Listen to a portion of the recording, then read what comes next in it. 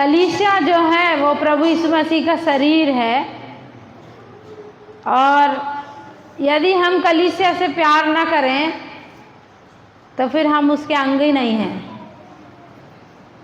शरीर देखें ना, जैसे मेरा शरीर दिख रहा है ना अभी, तो ये जो सर है ये यीशु मसीह है, और ये जो इतना शरीर है ये कौन है? कौन है बताओ?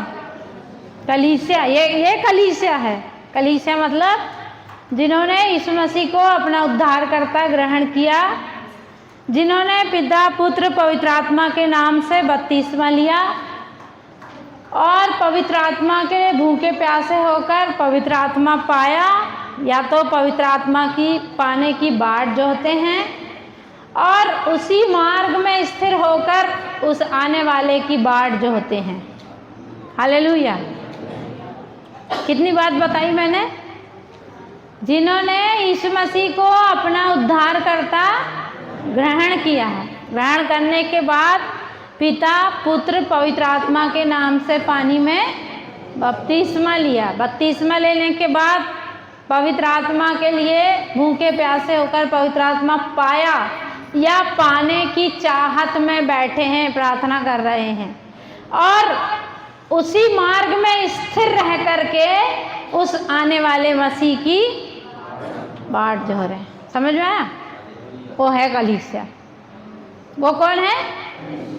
आने जाने वाले लोग कलीसिया नहीं होते, है ना। लेकिन प्रभु आपसे प्यार करता है और आपको यहाँ तक इसीलिए लाया है कि आप भी उसकी देह के अंग हो जाओ, परंतु चॉइस तो हमारी ही होती है ना।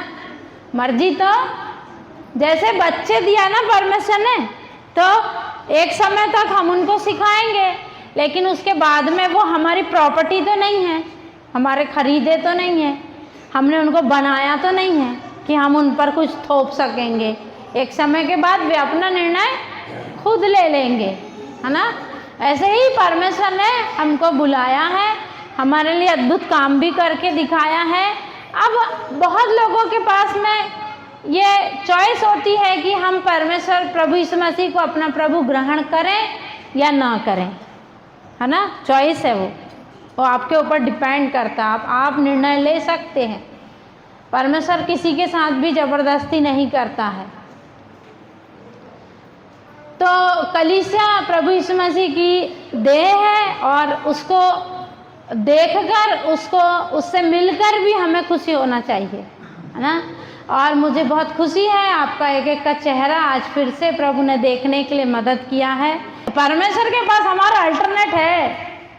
हम नहीं तो वो किसी और को भी खड़ा कर सकता है। ऐसा कोई भी ना सोचे कि परमेश्वर मेरे लिए रुका बैठा है। नहीं रुका बैठा है वो, हमारे लिए रुका नहीं बैठेगा वो।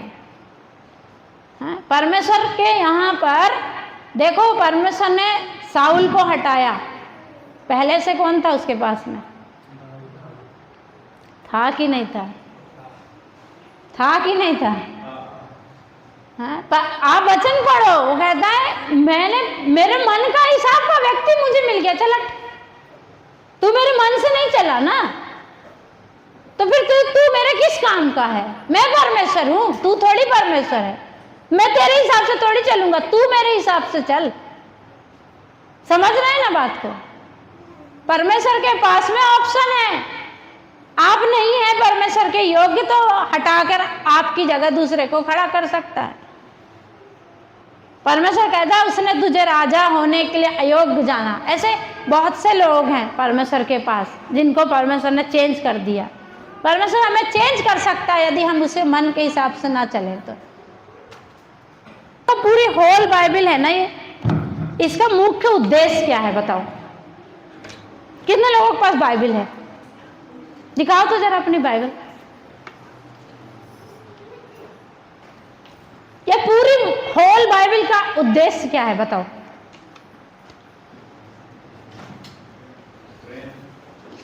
ये तो तुम्हारा दिमाग है, तुम तो जाओ और सबसे प्यार करो बस। अविश्वासी भी तुम्हारे लिए अच्छा है, प्रभु के साथ ना चलने वाला भी तुम्हारे लिए अच्छा है। ये प्रेम नहीं है। होल बाइबल का मुख्य उद्देश्य बताओ। आप इतने पुराने विश्वासी हो गए, आपको मालूम होना चाहिए ये बाइबल क्या कहती है, हैं? इसमें इसको पढ़ने का मेरा क्या उद्देश्य है, इधर आने का मेरा क्या उद्देश्य है।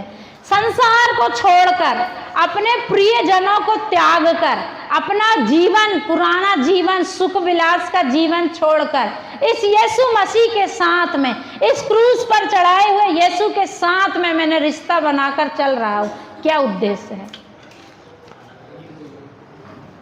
बोलो बोलो। ये है उत्तर। क्या उद्देश्य है? अनंत जीवन। क्या उद्देश्य है? अभी समझे? अभी समझे हैं क्या?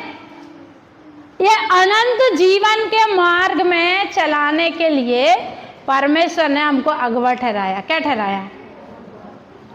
अगुवा ठहराया। क्या ठहराया है? अब सोचो कि वहां पहुंचाने के लक्ष्य में, देखो कुछ ऐसा समझाने का रहता तो मैं समझाती। मान लो कि ये हमारा एक लक्ष्य है और यहाँ तक हमको पहुँचना है, हैं? मान लो कि ये बच्चे लोग खड़े हो, तो थोड़ा 4-5 बच्चे खड़े हो, जल्दी जल्दी इधर इधर आओ, सामने आओ, जल्दी आओ, खड़े हो जल्दी।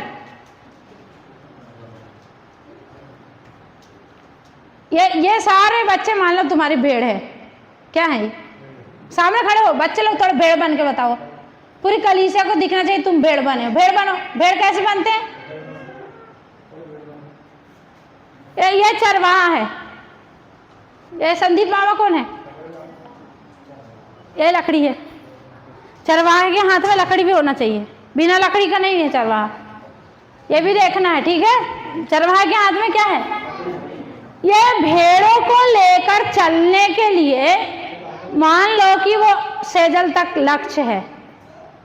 कहाँ तक है? लेके जाना संदीप, थोड़ा चलना है बच्चा, है भेड़ बन के चलो, हैं? बीच बीच में इधर उधर भाग जाओ जरा। देखो ये चरवाहा है, ये भेड़े हैं। समझ में आ रहा ना? ये इसलिए समझाते हैं कि इधर बैठ जाए और उतरे ना कभी। किधर बैठ जाए? इधर बैठ जाए और कभी ना उतरे, इसलिए ऐसा दिखाते हैं। तो ये एक चरवाहा अपनी भेड़ों को लक्ष्य तक पहुंचाएगा। अभी तो बेचारी सीधी सीधी चल रहे थे, उनको दिखाई दिया कहीं कहीं हरा चारा, उधर ही मुंह मारते हो। और चरवाहे का बोझ किसको पता है? किसको पता है वो चरवाहे का बोझ कि ये जो मिले हैं ना, इनको सिर्फ पेट भरना मेरा काम नहीं है। वो तो अच्छा चरवाहा है और हरी चराई में ले जाता है। ठीक है? विश्वास करते हैं ना? प्रभु अच्छा चरवाहा हरी चराई में ले जाएगा। संभालना पड़ेगा। कहाँ पहुंचाने के लिए? वहां भेड़शाला में पहुंचाने के लिए। अब हम तो यहाँ पर खड़े हैं, कई बार आपको लग रहा नहीं तो हम आपसे प्यार करते हैं, लेकिन वो लक्ष्य जो हमने बताया, ये पूरी बाइबल का एक ही लक्ष्य है। क्या है लक्ष्य? अनंत जीवन को पहुंचना। क्या है लक्ष्य? अगर आपको मैंने चंगाई भी दिलाया, आपको मैंने आशीष भी दिलाया, हाँ, आपको सब कुछ दिला दिया और आप यहाँ तक नहीं पहुँचे, कौन सा चरवाहा खुश हो जाएगा फिर? हैं? कोई चरवाहा खुश हो जाएगा?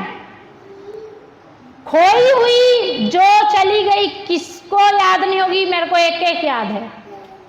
कितने चले गए मेरे को एक एक मेरे माइंड में है। आपको बुरा लग रहा क्यों? ये किसका स्वभाव है? ये बुरा लगना स्वभाव किसका है? बताओ बताओ। मसीह यीशु को बुरा लगता था? हाँ, उसको लोग पेटू बोले, दुष्टात्मा है बोले, बोले कि नहीं बोले? इसका चित्त ठिकाने में नहीं है बोले, पागल है बोल दी। चित्त ठिकाने में नहीं है का मतलब ये पापियों के साथ खाता पीता है बोले। बुरा लगा था प्रभु को? नहीं। प्रभु को बुरा तब लगा जबकि वो मंदिर में गया और उसने देखा कि वहां पर लोग व्यापार कर रहे हैं, तब उसको बुरा लगा। उसको अपने लिए कोई बुरा लगा। वो यहां तक शून्य हुआ था। देखो, प्रभु यीशु मसीह ने प्रार्थना करने के लिए कुछ ही बातें सिखाई है। कुछ आप कोई बता सकता है प्रभु ने किस बात के लिए प्रार्थना करने कहा? सुसमाचार पढ़ते ना, बताओ यीशु मसीह ने कौन सी बात के लिए प्रार्थना करने को कहा?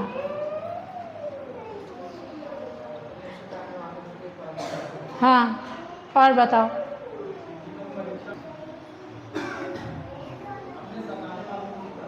देखो, पूरे सुसमाचार में यीशु मसीह ने कम ही प्रार्थना करने के लिए बताया है, बिल्कुल कम बताया है कि तुम मजदूरों के लिए प्रार्थना करो, परीक्षा में ना पढ़ो इसलिए निरंतर प्रार्थना करो, अपने सताने वालों के लिए प्रार्थना करो, अपने विश्वास को बढ़ाने के लिए प्रार्थना।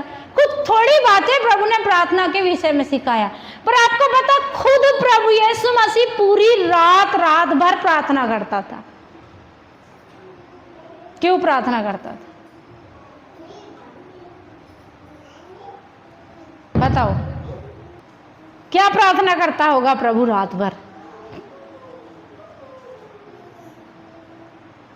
प्रभु जानता था इस संसार में एक एक दिन उस पवित्रता में चलना, उस लक्ष्य की ओर बढ़ना बहुत कठिन है। इसलिए वो रात भर क्या करता था? प्रार्थना करता था। इसलिए वचन कहता है कि आंसू बहा कर और दुख उठा कर क्या किया करता था? क्या किया करता था? काय के लिए प्रार्थना कर रहा था? इस हटीले संसार में पवित्र बने रहने के लिए, लक्ष्य तक पहुंचने के लिए, जिस काम के लिए आया था उस काम को करने के लिए, उस शुद्धता में चलने के लिए रात भर प्रार्थना करता था। हम कितनी देर प्रार्थना करते हैं? कितनी देर प्रार्थना करते हैं? हमको खुद के लिए प्रार्थना, यीशु मसीह खुद के लिए प्रार्थना करता था, आंसू बहा कर, दुख उठा कर, वो खुद के लिए प्रार्थना करता था। पिता, इस संसार में रहना बहुत कठिन है, बहुत कठिन। अभिलाषाएं आती हैं, जरूरतें आती हैं, शरीर में तकलीफें आती हैं, फीलिंग्स अलग तंग करती हैं, शरीर अलग तंग कर रहा है, बहुत सारी चीजें तंग करती हैं। उन सब से बचकर जिस योजना से आपने मुझे इस संसार में भेजा है, उस योजना को पूरा करने के लिए मुझे बल देना। क्या करना? इसलिए पूरी रात भर प्रभु प्रार्थना करता था। हम कितनी देर अपने लिए प्रार्थना कर रहे हैं? हम विश्वास में बने रहे। आज बहुत सारे लोग विश्वास से पीछे हट गए, और मैं उनके लिए एक ही प्रार्थना करती हूँ, प्रभु यदि वो तेरे राज्य के हैं, तेरे चुने हुए हैं, तो तू ही उनको लेके आना। हम तो नहीं ला सकते, हमारे बल से तो कुछ नहीं होगा। हम बल ही रोते हैं, हम एक एक को याद करके रोते हैं, एक एक के विश्वास को याद करके रोते हैं, एक एक जो हमारे साथ चला, उठा, बैठा, खाया, पिया, उनको याद करके हम रो लेते हैं। लेकिन हम उनके लिए यही प्रार्थना करते हैं, पिता उनका वापस आना तेरे हाथ में है। वचन कहता है किसी का गिर जाना और किसी का स्थिर रहना किसके हाथ में है? स्वामी के ही हाथ में है। और तू क्या सोचता है? वो अपने दास को स्थिर ही कर देगा। वो स्थिर कर देता है अपने चुने हुए को। वो गिर भी जाएंगे तो भी क्या कर देता है? स्थिर कर देता है, उठाकर स्थिर कर देता है। लेकिन चुने हुए नहीं है, तो चुने हुए नहीं है, वो लोग प्रभु से प्रेम नहीं करते, वे अपनी अभिलाषाओं से प्रेम करते। प्रभु क्या करेगा फिर? तो हमारा लक्ष्य, हमारे पास लाठी भी दिया है परमेश्वर ने, है ना, चरवाहा बनाकर खड़ा किया है। तो हमारा मेन लक्ष्य क्या है? वो लक्ष्य तक पहुंचाना एक एक को, यही नहीं है? इसलिए मैं पूछ रही, आज कितने लोग बीमार हैं? बताओ ना। प्रार्थना करेंगे हम? या आपको पूछना है ना फिर, प्रभु यदि हम इतने दिनों से बीमार हैं तो क्या कारण है? आपका प्रभु से क्या रिश्ता है? मेरा उसके साथ एक रिश्ता है। मैं उससे पूछ सकती हूँ, प्रभु ये क्यों है? ये क्या कारण से है? और वो जब जब मैं उसको पुकारती हूँ वो मेरी सुनता है, वो मुझे बताता, वो तो मुझसे एक एक पल में बात करता है। मरियम और मार्था के जैसे वो कहती, तू आया नहीं, हमारा भाई मर गया, तू होता तो मेरा भाई नहीं मरता। आप क्यों नहीं पूछते प्रभु तू क्यों नहीं आता मेरी बीमारी में, मेरे जीवन में क्या कमी है मुझे बता। मैं तो उससे आज भी पूछती हूँ, प्रभु मुझे बता। हैं? वो कहता है जो तुम बोते हो वही तो काटोगे। हमने कुछ बोया है तो वो काटेंगे भी। माफ तो किए गए हैं, लेकिन जो बोया है उसको क्या करेंगे? काटेंगे भी। मरियम ने मूसा की बुराई किया था। मरियम और किसने? हारून ने। मरियम और मरियम और हारून मूसा के कौन थे? बताओ। वचन को जानते हो कि बस ऊँग रहे हो बैठ के? वो दुष्ट आत्माओं को डांटो, ऐ दुष्ट आत्मा मुझे वचन सुनने दे। नींद तो मैं घर में भी जाकर ले लूंगा। वो दुष्ट आत्मा जो वचन सुनने नहीं देती उसको डांटना है, ऊँगना नहीं है। और बहुत अच्छी नींद है। कई लोगों को चर्च में बहुत अच्छी नींद आती है, मीठी नींद। चर्च में बहुत शांति है और उसकी उपस्थिति भी है मस्त। और फिर बोलेंगे हम सो थोड़ी रहे, तुमको क्या पता, हम जागे हुए हैं। तो मूसा के हारून और मरियम कौन थे बताओ? एक ही व्यक्ति को पता है। आप लोग बाइबल नहीं पढ़ते। अब बोलो आप लोग बाइबल नहीं पढ़ते बोलने से मैं आपको डांटू कि नहीं डांटू? फिर मुझे तो डांटना ही पड़ेगा ना। प्रभु ने मुझे वो काम दिया है, वे सुने या ना सुने तो भी तू उनको बोलना, क्योंकि वे तो मेरी भी नहीं सुनते। हालेलुया। क्या बोला प्रभु ने? वे सुने या ना सुने फिर भी तू बोलना, तभी तू मेरा दास होगा, तभी तू मेरा प्रिय होगा। और मुझे तो उसका ही प्रिय बनना है बस। बाकी आप मुझे चाहो मत चाहो ये आपकी समस्या। मेरे घर वाले मुझे चाहे ना चाहे वो उनकी समस्या। मेरे लिए मैंने बताया यीशु मसीह काफी है, उसका प्यार मुझे काफी है। तो आप बाइबल पढ़ते हैं तो आपको पता होगा हारून और मरियम मूसा के बहन और भाई थे। और जब मूसा ने एक दूसरी स्त्री से शादी कर लिया, कूशी स्त्री, कूशी मतलब वो एक काली स्त्री थी नाइजीरिया तरफ की। नाइजीरिया तरफ के लोग देखे हो, काले रहते वो पूरे, और यहूदी लोग तो बड़े सुंदर गोरे नारे। और मूसा ने, हम नहीं जानते किस कारण से उस स्त्री से क्या कर लिया हैं, हम नहीं जानते, मैं नहीं जानती, मैं इस सवाल का जवाब नहीं जानती। मैं सच बताती हूँ, मैं कई सवालों के जवाब नहीं जानती हूँ, वो परमेश्वर ही बता सकता है बस। तो मेरे दिमाग में ये सवाल तो था कि प्रभु उसको जरूरत क्या थी और एक शादी करने की, पर भाई मुझे नहीं पता परमेश्वर की क्या योजना थी। हो सकता है उसके द्वारा और भी जाति परमेश्वर उत्पन्न करना चाह रहा था। या अब्राहम की 3 पत्नी थी। कितनी पत्नी थी अब्राहम की? आपको पता था? बताओ अब्राहम की कितनी पत्नी हैं?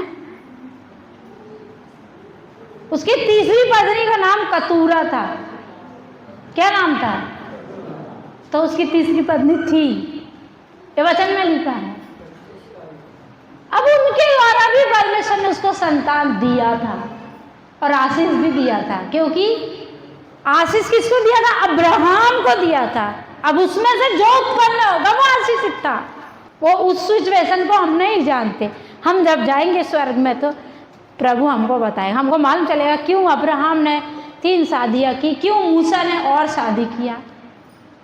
तो उसने एक कूशी स्त्री से शादी कर लिया और हारून और मरियम उसके भाई बहन उसकी निंदा करने लगे। क्या बोल रहे थे मालूम? ये परमेश्वर का दास है हैं? इसने क्यों दूसरी शादी कर लिया? उनको ये बात हजम नहीं हुई। और परमेश्वर कहता है पूरे पृथ्वी भर में मूसा के समान नम्र व्यक्ति कोई नहीं है और तुमने उसकी निंदा किया है। हैं? उसके ही भाई बहन थे वो। तो उन लोगों ने जब निंदा किया तो परमेश्वर ने मरियम को कोड़ी कर दिया। अब ये यहाँ पे भी मुझे एक सवाल है कि प्रभु निंदा तो हारून और मरियम दोनों ने किया था, परंतु कोड़ मरियम को बस क्यों हो गया? मुझे इसका जवाब नहीं पता। मैं सिर्फ एक सोच विचार कर सकती हूँ कि हो सकता है कि जो हारून था वो सिर्फ सुन रहा था और सारी निंदा कौन कर रहा था? मरियम। औरतें ज्यादा करती ना, क्यों करती ना? बस मौका मिलने दो, पेट में पचती नहीं बात। आदमी को भी बताएंगी, पतियों को भी बताती हैं इधर उधर की बातें। उसने ऐसा करी, उसने वैसा करी, ऐसा हो गया वैसा। उसको तो मतलब भी नहीं रहता पति को। बहुत सारी ऐसी बातें जिनमें आदमी लोग इंटरेस्ट नहीं लेते, पर हमारी आदत है हमको उनको बताना ही है।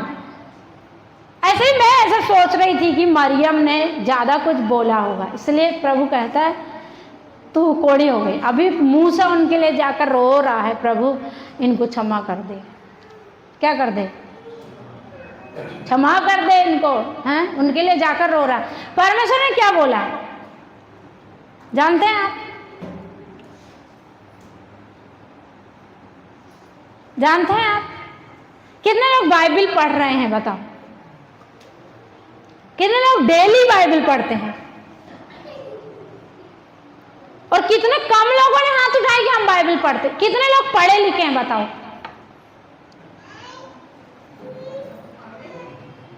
अभी भी हाथ नहीं।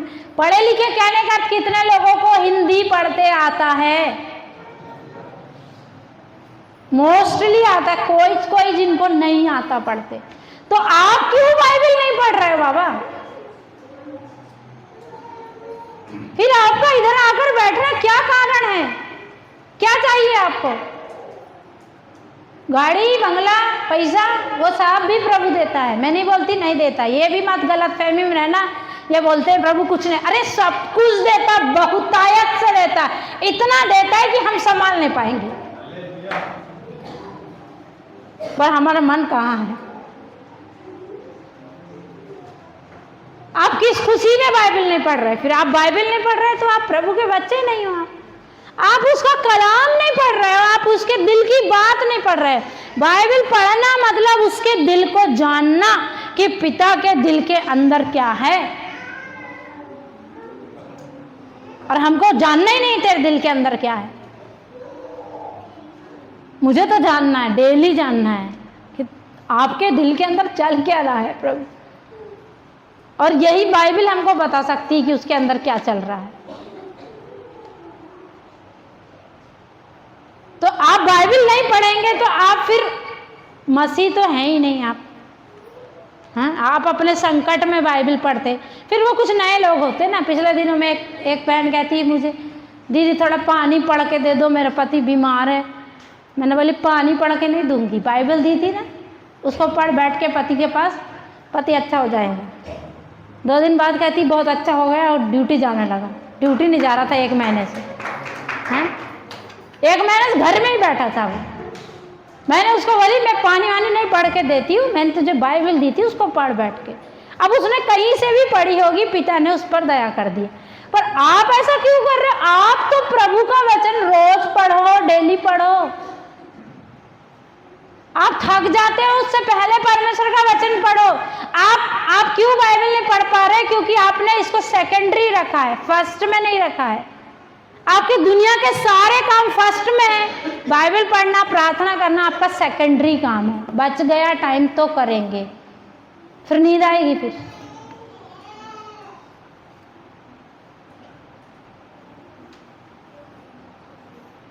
तो जब मूसा परमेश्वर के पास रोने लग गया, परमेश्वर इनको क्षमा कर दे, चंगा कर दे। परमेश्वर ने कहा चंगा तो करूंगा, पर यदि उसके बाप ने उसके चेहरे पर थूका होता तो क्या वो 7 दिन तक अशुद्ध न ठहरती? उसका कहने का अर्थ परमेश्वर बता रहा था कि जब मैं किसी से गुस्सा हूं तो थोड़े दिन तक दिखाऊंगा भी कि गुस्सा हूं, फिर दुलार नहीं करने लगूंगा, हाँ कोई बात नहीं चल चंगा कर देता।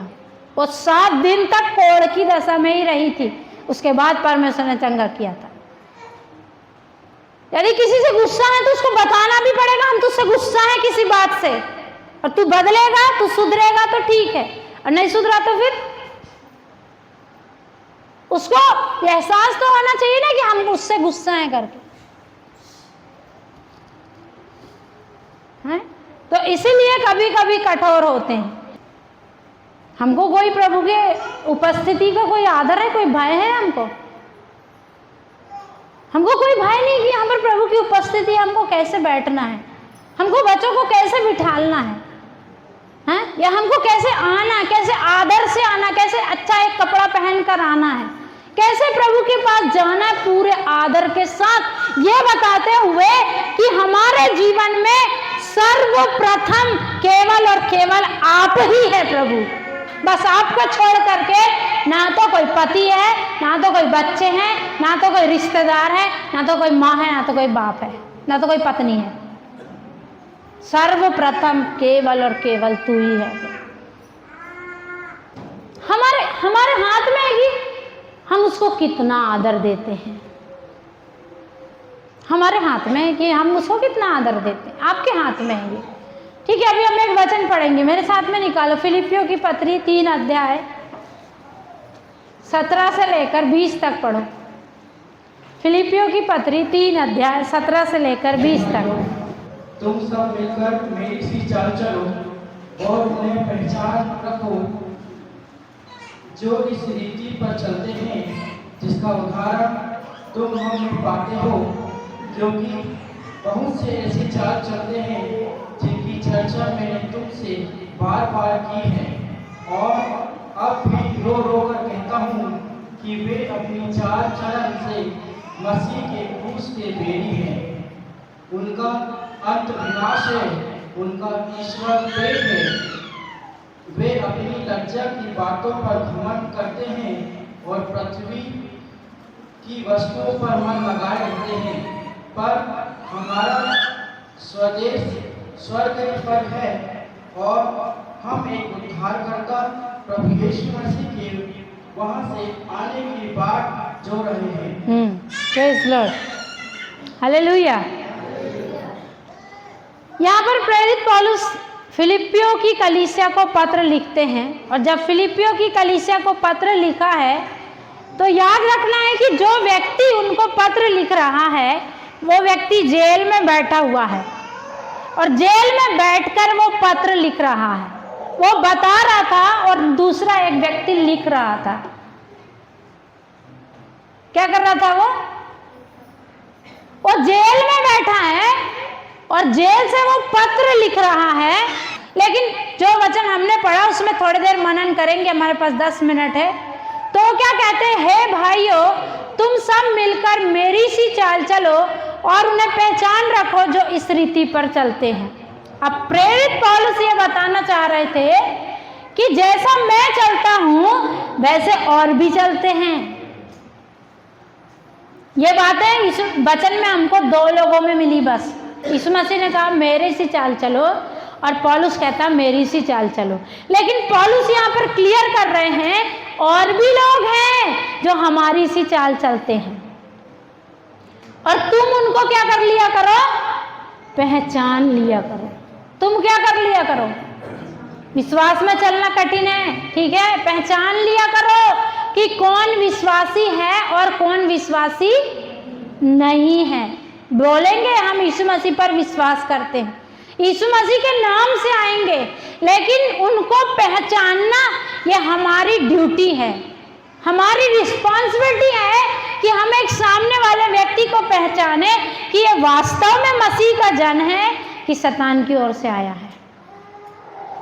तो पौलुस कहते हैं तुम उन्हें भी पहचान लिया करो, है ना, पहचान रखो जो इस रीति पर चलते हैं जिसका उदाहरण तुम हम में पाते हो। हमारे जैसे चलते हैं कि नहीं देख लिया करो, बोलता पौलुस। क्या बोल रहे हैं वो, उनको देखना कि वो हमारे जैसे चल रहे हैं कि नहीं चल रहे हैं, क्योंकि हमने ने तुमको वो चाल चल के दिखाया है। फिर आगे क्या कह रहे हैं वो, क्योंकि बहुत से ऐसी चाल चलते हैं जिनकी चर्चा मैंने तुमसे बार बार की है और अब भी रो रो कर कहता हूँ, और रो रो कर कहता हूँ रो रहा था पौलुस, और बता रहा था उनको कि लोग इस बात को गंभीर नहीं लेते। लोग बोलते हैं वो भी तो विश्वासी है, वो भी तो प्रेज द लॉर्ड बोल रहा था, वो भी तो जय मसीह की, तुम कौन होते हो हमको बताने वाले? ऐसे बोलते हैं ना? नहीं बोलते।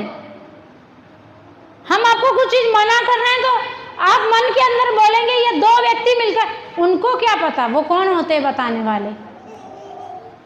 परमेश्वर कभी कभी आपको सारी बातें नहीं बताता है, आपको समझ नहीं होती कि कौन मेरे साथ में हानि के लिए और कौन मेरे साथ में लाभ के लिए है। तो पौलुस कहते हैं मैं तुम्हें रो रो कर बताता हूँ, पहले भी बता चुका हूँ, अब भी रो रो कर बताता हूँ कि तुम ऐसों को पहचान लिया करो। कैसों को? जो मुंह से तो यीशु मसीह का नाम लेते हैं, यीशु मसीह का जय मसीह की करते हैं, लेकिन काम से क्या करते हैं वो? ये यीशु मसीह के क्रूस का इनकार करते हैं। लिखा ना आगे क्या लिखा है? और वे अपनी चाल चलन से मसीह के क्रूस के बैरी हैं। उनकी चाल बताएगी कि वे यीशु मसीह से प्यार करते हैं कि नहीं करते, उनके काम बताएंगे। अब हम उनको परख लेना है कि ये सही में प्रभु का जन है क्या। नाम तो ले रहा है, हमारे जिम्मेदारी है लोगों को क्या करना है। हाँ, वो नहीं करेगा, अन्य जाति नहीं करेगा, किसको करना पड़ेगा? मैं एक विश्वासी हूँ, मैं यीशु मसीह का नाम ले रहा हूँ, मैं जय मसीह की बोल रहा हूँ, फिर यदि कोई मुझसे माफी मांग रहा है, मुझे माफ करना है कि नहीं करना? करना है कि नहीं करना? तो वो कहते हैं जय मसीह की, लेकिन बात क्या बताते हैं? हम माफ नहीं करते, है ना? बात क्या बता रहे हैं? हम माफ नहीं करेंगे। वो तो उनकी चाल बता रही है कि वो यीशु मसीह के जन है कि नहीं है। तो विश्वासी इससे पता चलेगा, काम से। तो पौलुस कहते हैं तुम ऐसी बातें देखकर पहचान लिया कर।